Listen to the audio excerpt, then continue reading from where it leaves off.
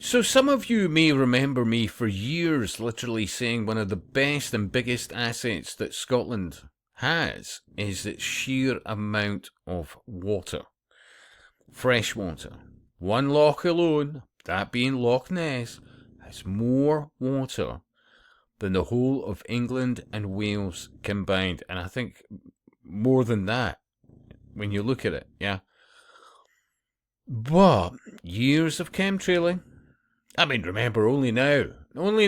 Oh, hey, the BBC's admitted that they're going to spend £50 million on geoengineering in the UK skies. It's been going on for years, but as I said at the time, no, they needed to hear the BBC say something before many people who apparently profess to be awake were like, oh, no, chemtrails aren't a thing. And then, all right, okay, well, but it's been going on for years.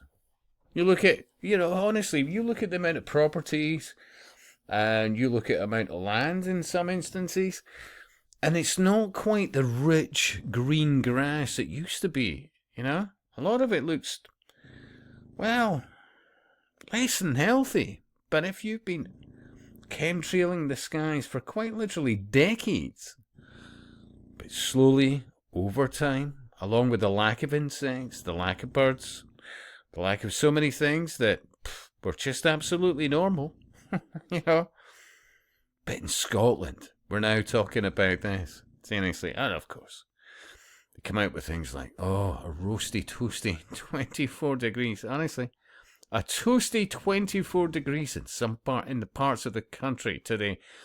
It's May, for fuck's sake, yeah? Wasn't that long ago that, we used to have seasons. We could confidently know that for several weeks of the year, you'd have a lot of sunshine, yeah? You also were fairly confident that pretty much every winter, you'd have some snow. Yeah? That hasn't really been that consistent of a thing for a long while. But remember, younger generations haven't really experienced clear skies, and they've been programmed to see as normal that, lots of crisscrossed contrails, yeah, it's the norm, as they look up into the sky, if they've ever bothered to take their head away from the phone. But you know where I'm going. I would say, in fact, wasn't it during the height of that scandemic that, remember that point where they'd vastly reduced air travel? Didn't you notice that the weather was pretty damn bloody good? Yeah? Oh, it's all coincidence, Scott. Yeah, well, take out the chemtrailing is all I'm saying, and you'd be quite pleasantly surprised by how many things turn to, well, historical norms. Your thoughts, and I'll speak to you soon.